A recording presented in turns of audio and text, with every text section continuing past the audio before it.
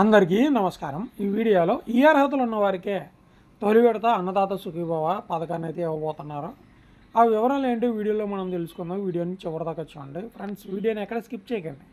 చాలామంది అసలు లైక్ చేయట్లేదు. చాలామందికి ఇన్ఫర్మేషన్ తెలియాలి, అదంతా మీ చేతిలోనే ఉంది. ఇప్పుడు చూస్తున్న వారు లైక్ చేస్తేనే యూట్యూబ్ మిగిలిన వరకు చూపించడం జరుగుతుంది. దయచేసి లైక్ చేయండి. చూడండి, అన్నదాత సుఖీభవ పథకాన్ని మనకు మరో కొన్ని రోజులు అయితే ఇవ్వబోతూ ఉన్నారు. సో 2-3 రోజులు లేదా 5 రోజులు అయితే పడుతుంది. సో దానికి సంబంధించి అర్హతలు, విధి విధానాలు అయితే ఖరారైతే చేశారు. రైతు ఖచ్చితంగా Aadhaar card, ration card, bank account, అలాగే 1B అడంగలు, పొలానికి సంబంధించినటువంటి ఏదైతే పత్రాలు ఉంటాయో అవి మ్యూటేషన్ అయితే కలిగి ఉండాలి. అంటే మీ పేరు మీద ఆ యొక్క ఏదైతే ట్యాక్స్ వస్తాయో, అంటే మన పొలం పన్ను ఏదో కడతామో అవి మ్యూటేషన్ అయితే అయ్యి ఉండాలన్నమాట. అలాగే కౌలు రైతు ఎవరైతే ఉన్నారో కౌలు రైతులు వారు ఖచ్చితంగా CCRC కార్డులు అయితే కలిగి ఉండాలి. దానికి అప్లై చేసుకోండి.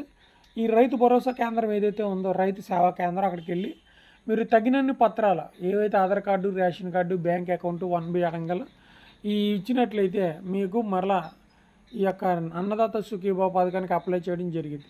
సో రైతు భరోసాకి అప్లై చేసుకున్నాం కదంటే ఆ రూల్స్, ఆ డేటా అంతా కూడా డిలీట్ చేసేస్తారు. మరలా కొత్తగా డేటా అనేది తీసుకోవడం అయితే జరుగుతుంది అనమాట. సో ఖచ్చితంగా మీరు సహకరించి ఆ యొక్క డాక్యుమెంట్స్ ఏవైతే ఉన్నాయో అవన్నీ ఇవ్వండి. సో మనకి 2-3 రోజులు ఈ డబ్బులు అయితే పడతాయి. సో మొదటి విడత 7,500 పడతాయి. ఆల్రెడీ PM కిసాన్ 2,000 పడిపోయినాయి కనుక మిగతా 8,000 రూపాయలు పడతాం అయితే జరిగిద్ది అనమాట. ఇది వీడియో. ఛానల్ సబ్స్క్రైబ్ చేయండి, లైక్ చేయండి. Thank you.